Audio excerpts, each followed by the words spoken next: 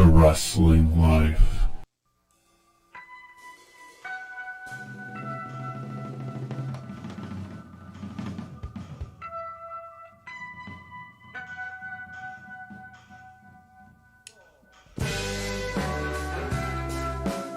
Hey everybody, it's The Wrestling Life. It's episode 251. Did I call it The Wrestling Life? I think I did. New show, The Wrestling Life. Episode 251, November 21st, 2020. I'm Ethan. And I'm Liam. Liam, we have so much to talk about this week. And as always, so many, many things we can't talk about right here on the first and only Wrestling Life podcast. That's right. You know, you don't have to go, I don't have to go anywhere ever.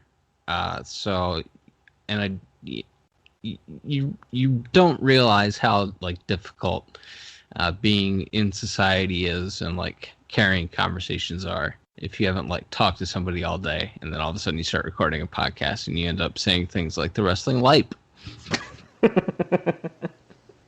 Fair enough. It's the life of a hermit. Yes, that's me. Maybe you got to practice. You got a dog. Yeah. Just practice all the conversations. With pretend like he's a human boy. He thinks he's people. Yeah. Well, back several days ago, Drew McIntyre won the WWE title back.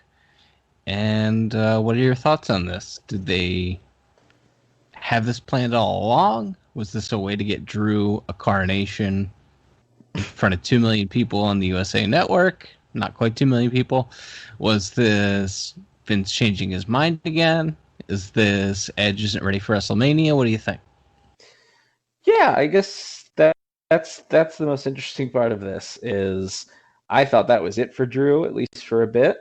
Thought we were full steam ahead on the Orton train once again, but yeah, I mean, there is a pattern in that they've done these television title changes, two out of the last 3 years or something, right before Survivor Series. Yeah, they took it off Jinder, put it on AJ. I can't think of another one right now, but they took it off AJ and put it on Bryan. Oh yeah, that's right. Good grief. Yeah.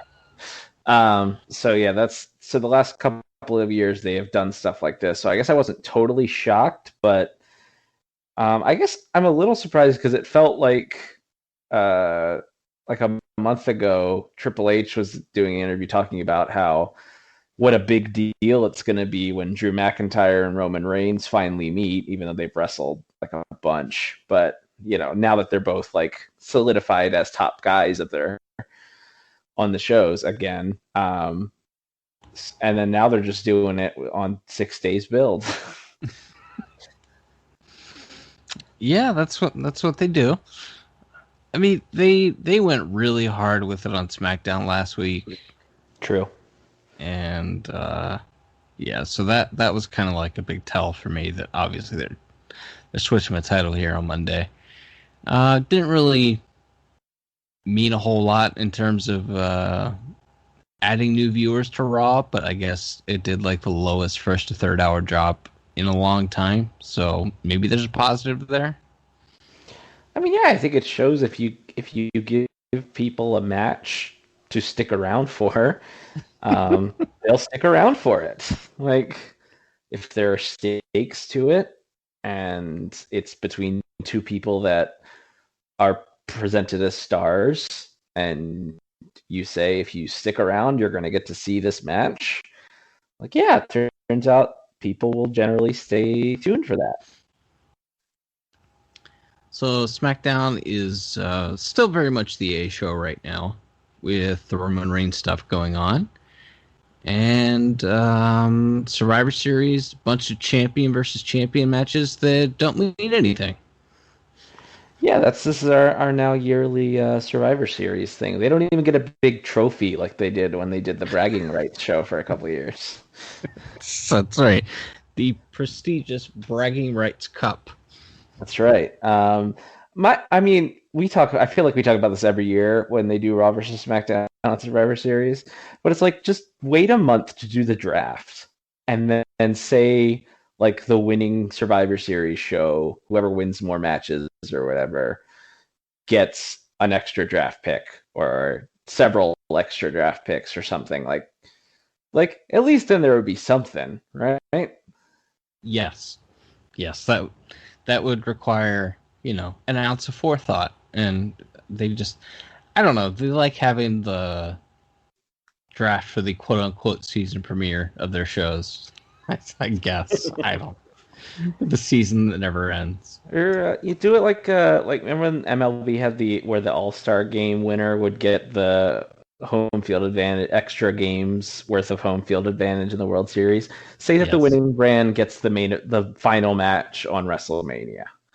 Like something, Sure. just literally anything. Like it's fake. You can do whatever you want. Yes. Yes. That's perfect. I like that. You get to stick around for the entire 7 hours of WrestleMania and watch this brand's champion wrestle last. Exactly. That is of equal value, I think, to a fan as which team got the fourth game in the World Series. Sure. All right, so we're recording this as SmackDown on Friday night. So they still have to add one guy to the SmackDown team, two women to the SmackDown women's team. The champion versus champion matches are set. Lashley versus Sami Zayn, which, honest to God, Michael Cole is selling as a renewal of a rivalry. Remember when Sami Zayn did brought grown muscular black men out in dresses and called them Bobby Lashley's sisters? The comedy being that men wore dresses. And then he got pinned with a vertical suplex. I sure do. I will remember that for the rest of my life. Like, you say WWE doesn't tell compelling stories anymore, but I'll remember the terrible build to that match, and then that it ended with a vertical suplex and a clean pin. Um, the New Day are wrestling the Street Profits, and I swear to set this match up, they had the New Day beat the Hurt Business on Raw on Monday because all of the African American wrestlers have to face each other. Yeah, they can team with each other, or they can feud with each other. Those are the rules. Because this is 1982 and Bill Watts is booking the territory, I guess. Like, if there were a compelling reason why the New Day should be feuding with the Hurt Business, and it happened to be all African American guys, fine. But really, the show is just coming off as segregated. I was gonna say, well, who have the Hurt Business's feuds been with since, say, Apollo, Ricochet? They were beating up Cedric every week before Cedric joined them. Yes. Yeah, They were facing Ali, but now he's in a separate thing. I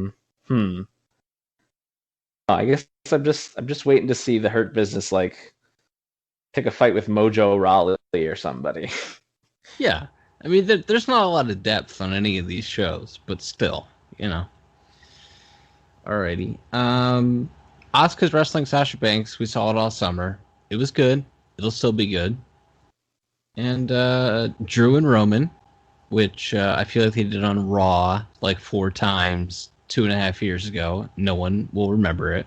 They wrestled at WrestleMania like 2 years ago. Oh, they did!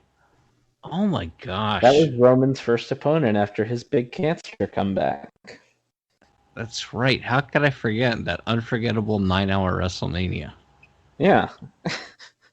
Where people were polite enough to wait for Becky's coronation at the end, even though they all wanted to leave after Kofi won. Yes. And then there's a dual brand battle royal on the pre-show. God knows why.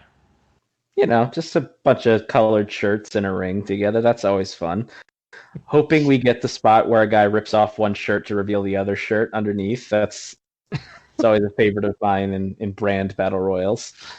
And then the team the team matches where I think Lana's going to be the sole survivor on the women's team because we have to have a happy ending for her Chronicle. Actually, the Chronicle might be airing before Survivor Series, so I think if the happy ending of that special might be her being put through a table for the 15th week or whatever. Yeah, I don't see that. I don't see that. I think they're just going to keep beating her until they forget about her. Very possible. Speaking of just beating someone and forgetting about them, remember last month when Tucker turned on Otis and then they went to separate brands and then Tucker's been on like Main Event losing to Ricochet? Yes. And Otis, I don't believe, has addressed it. No. And his big spot on SmackDown was eating food and catering. Yeah, which, probably a good preview of what Otis will be doing at SmackDown for the next few months, I guess. I think the bloom is off the rose now. They moved his one rival, The Miz, away from him. They broke up his tag team and they moved his lady friend away from him. So I think we're done with Otis now. The summer of Otis is over. Yeah. It was a good run. Yeah, he's like he did his best, Yeah. A wacky, entertaining guy. But, like, what more could he, it goes to the mythical brass ring thing. It's like, what more could that guy have done? Like, they put him in the spot. He delivered in the spot. I mean, he's not Luthez in the ring, but he did absolutely any and everything that you could have possibly asked for him. And he probably got COVID, by the way. Yeah. Yeah, I mean, he's, people, I think they did the soap opera stuff with him. He got his big happy. And I think maybe things would be slightly different if they had gotten to do that Mandy thing in front of crowds. Maybe the fans would have really gotten behind him, but yeah, I don't know. It was one of those things where he got the briefcase, and like the second he got it, immediately people were like, "Well, when are they going to take it off of him?" No one was ever for 1 second thinking, he's going to cash it in for a ham sandwich or something. Like he's not right traded for a skateboard. Right. So it's not his fault. He did what was asked of him, and he did it well. But Yeah, such is life. The other big thing on Survivor Series is the Undertaker's final farewell. Is the Fiend going to show up and be spooky to him? I don't know, man. I don't know. He's on Undertaker's on TikTok. Ugh. He's got merch with his face and Snoop Dogg's face on it. I don't understand the connection there. I don't understand any. You remember like the 90s when there would be like Tweety Bird painted like Sting for some reason, and you're like, who is this for? Who wants this? Somebody will buy it. I don't know who, but somebody's gonna buy it. I don't know. I don't know who's gonna buy. Unless you see that headline about in 2019 where there was a guy who painted a eyeliner on and looked like a fat Undertaker, and he got arrested in a Florida bar for trying to tombstone the bartender. I think that's the one guy who would buy the Undertaker Snoop Dogg merch. Seems about right.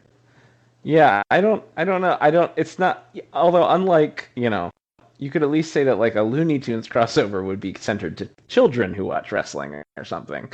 Yeah. Whereas I don't know, I don't think of Snoop Dogg, legend as he may be, he's on game shows, he's just a guy. He's around now. He does commercials and stuff.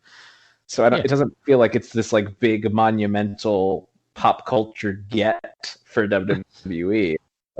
Just doing a thing. Yeah. I wonder. I was just say, I wonder if Undertaker's ever listened to the lyrics of any of Snoop's songs. I think they might have differing opinions on police officers and maybe some other things.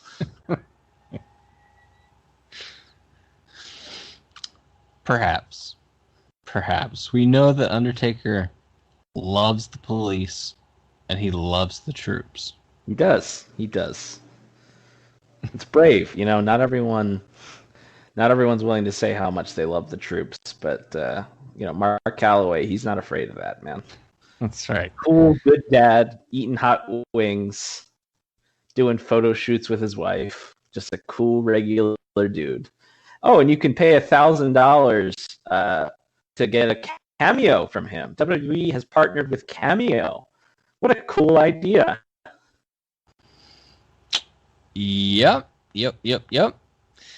A week after Zelina Vega got fired for setting up an OnlyFans, I guess.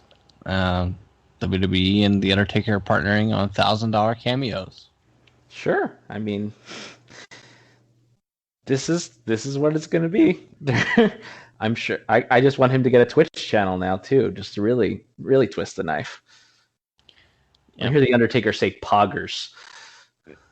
I have no idea what that means. That's fine. I barely do either, but it's a gamer word, and I don't think it's a slur. I hope not, because I'm not editing it out. It's not. It means like cool. Awesome. Zelina Vega, we didn't talk about last week because we didn't do a show last week. Zelina Vega got released. She tweeted in support of unions. I feel like unions in pro wrestling is a subject that you, as the socialist, democratic socialist, might have some thoughts on. I mean, yeah, I think if you look at any other major organization, whether that be the film industry, whether you look at sports leagues, whether it's a straight up union or a players association or something, yes, unions are not perfect. Not everything is going to work out. There's going to be times when maybe you have to go on strike when you're happy with your pay. Or if you're not making a lot of money and those union dues come up, you're going to feel a little bit stressed by it. But it's generally a good thing to have someone with bargaining power negotiating on your behalf when it comes to your contracts, when it comes to what you can do outside of your especially if you're classified as an independent contractor, what you are and aren't allowed to do with your free time. As far as other monetary ventures, it would generally be good. I'm not saying there are no issues or that, SAG will fix every problem with WWE or its pay structure or the way it treats its talents or any other organization was. But that to me is like the long and short of it. It's just like having a body behind you, an organizational body behind you that is there to negotiate with you beyond an agent or a lawyer or whatever. That can't be underestimated when you're dealing with a billion-dollar corporation on the other side. All right. I think the question is, how far would this trickle down? Would this affect the other major wrestling company that's on basic cable? Yeah, I mean, I think that's a really interesting question because, yeah, I would assume it would have to be an industry-wide thing because that's if it wouldn't really make sense to me if you have television, you have televised wrestling, your wrestlers can be in, let's say, SAG, because obviously that's the one that like got some attention out of this event. If you have a televised wrestling show, are those wrestlers automatically allowed or only allowed to be on the television if they are union? It would be a giant game changer, not just for WWE. That's absolutely true. Because I can't imagine if something like that happened that it could just be applied to only WWE's roster. Speaking of AEW, they're building to a big show on December 2nd where Omega is going to wrestle Moxley for the title. Congratulations to Mr. and Mrs. Moxley, by the way. Is that the most Moxley thing ever, to casually announce your wife's pregnancy in a wrestling promo? Yeah, it was pretty wild. I'm sure Jericho's upset he didn't do it on a podcast with him.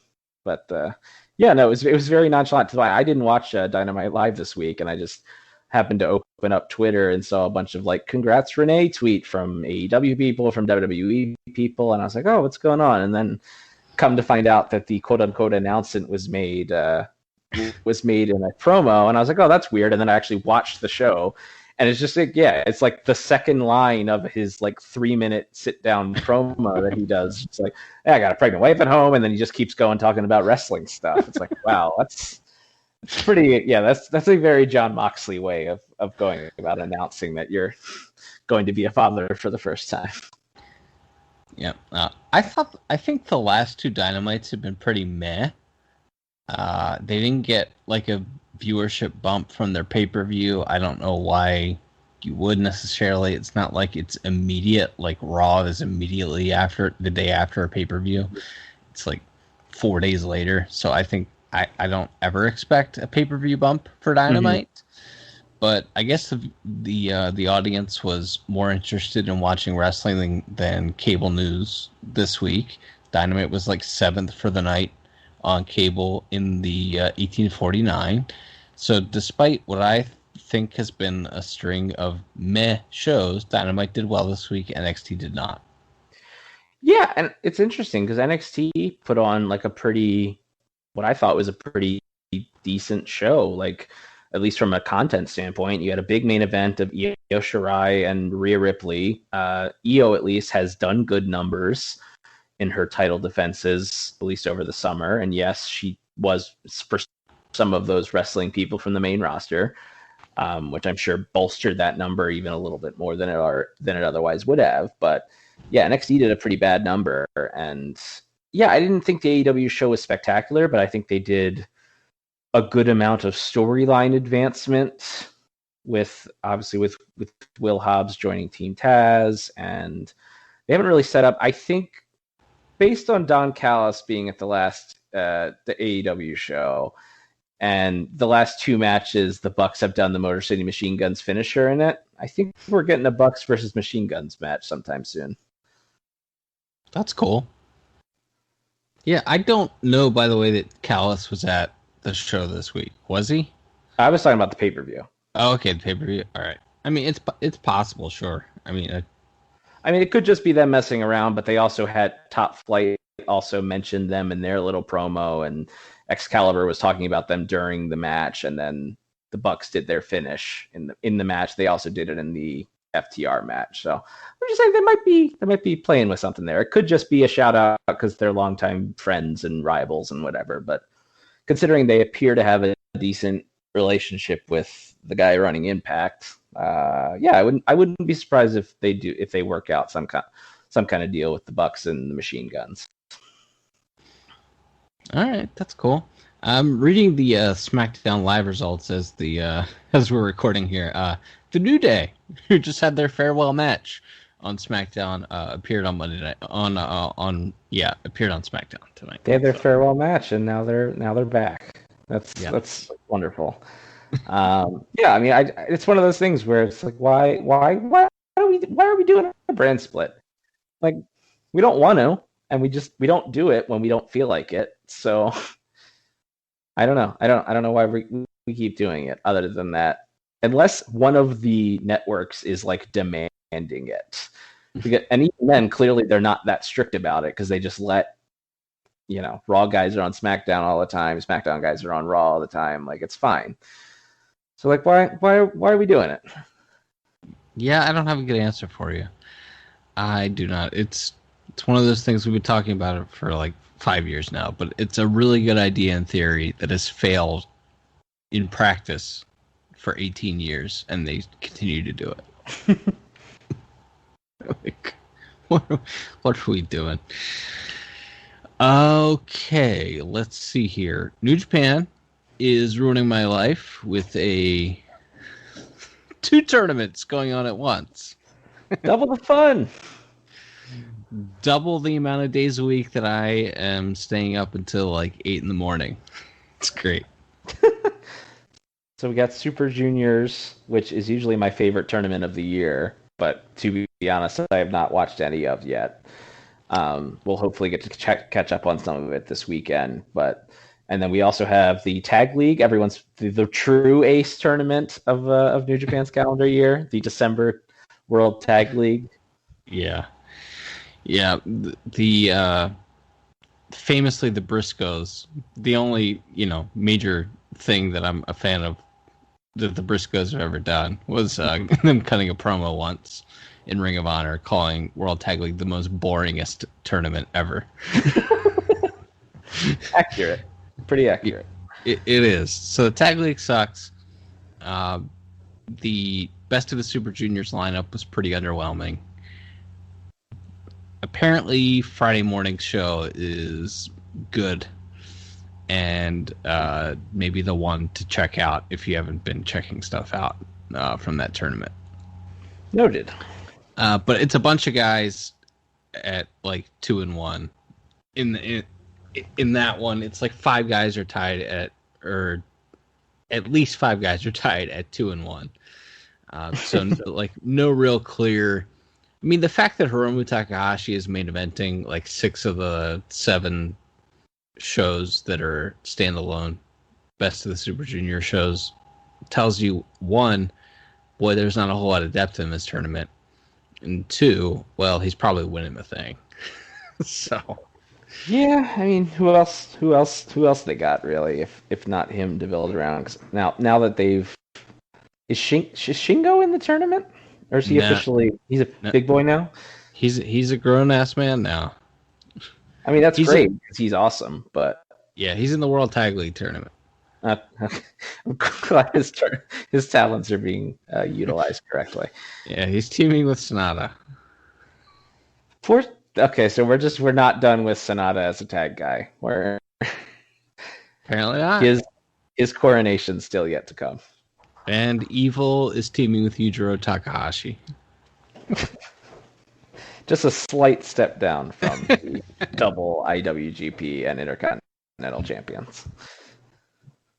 I don't know, man. Like, obviously, their hand has been forced due to travel restrictions and COVID and all that all year.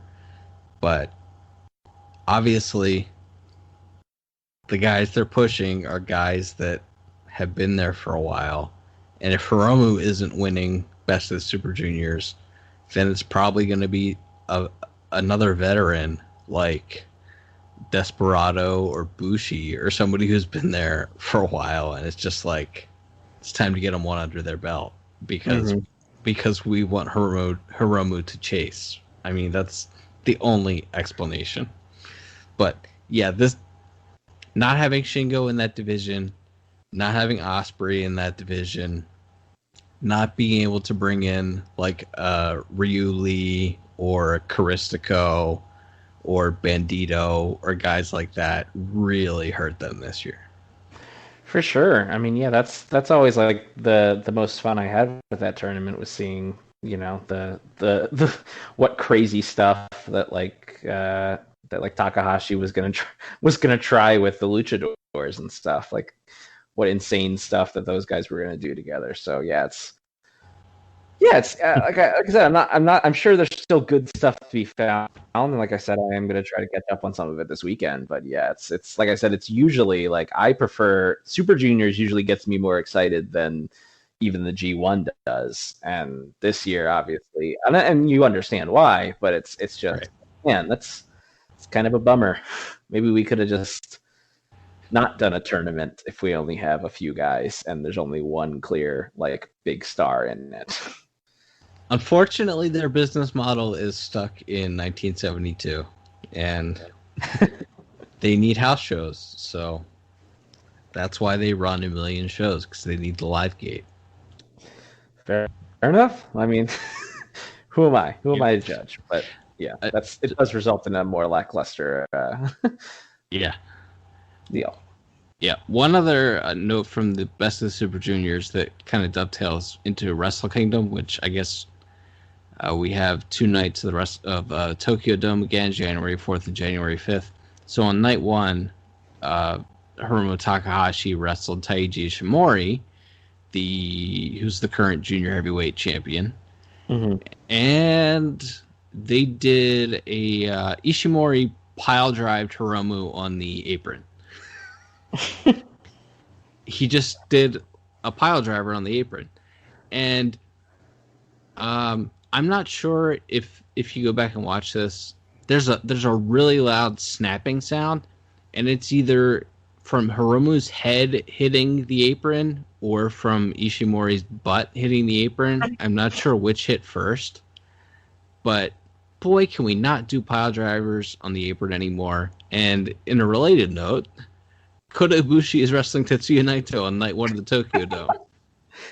So they did this. I forget if we even touched on this, if it had happened yet during our last show, but yes. So Bushi wins G1 for the second straight year. Jay White beats him for the briefcase.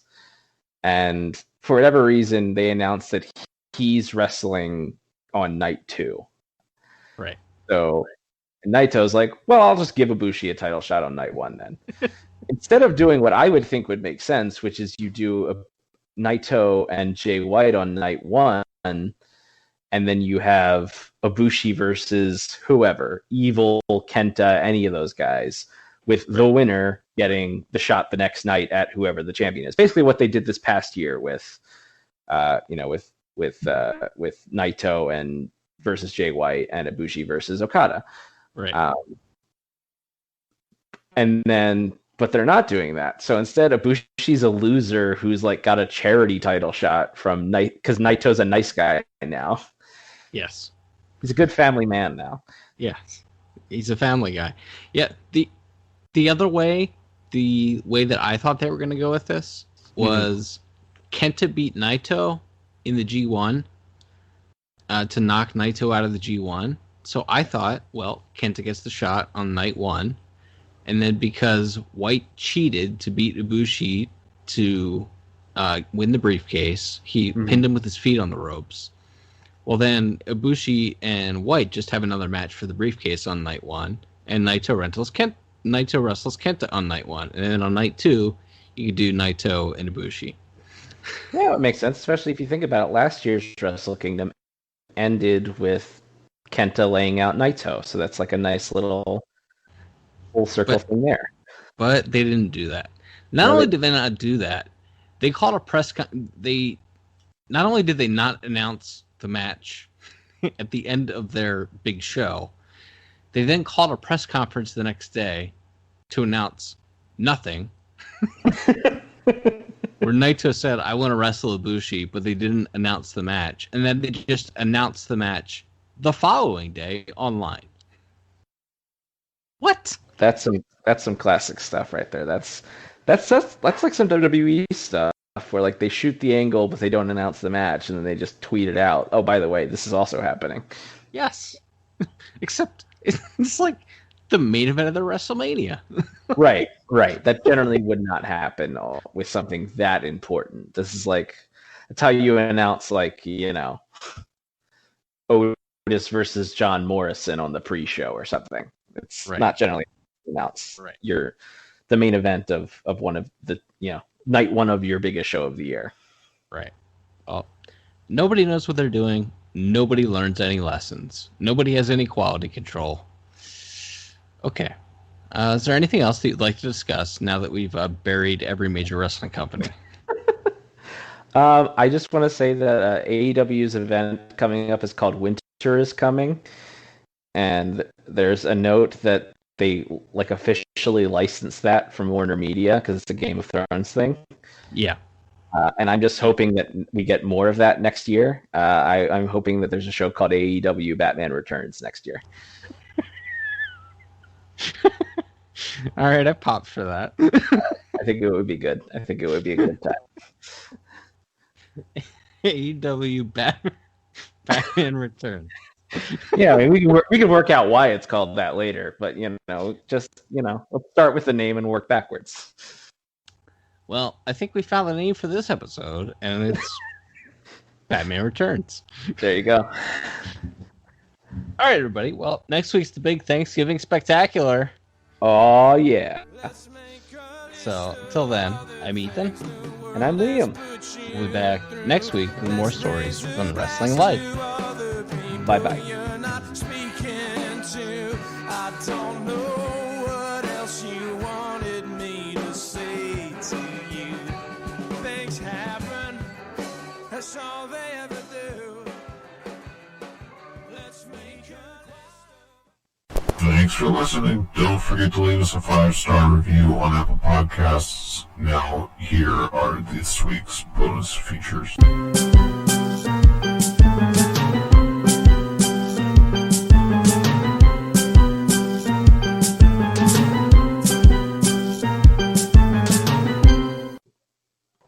Yeah, so I could see out of both eyes today, so that's good. Good. Always generally a good thing. Yeah. Okie dokie. Regular show first? Yeah. Okay. I don't know what number it is, of course. I mean, yeah. I mean, why would I? Why would I be prepared at all? Yeah. Let me click on your Twitter account. 230? 240? 251. 251. Yeah. I try to keep on keeping on.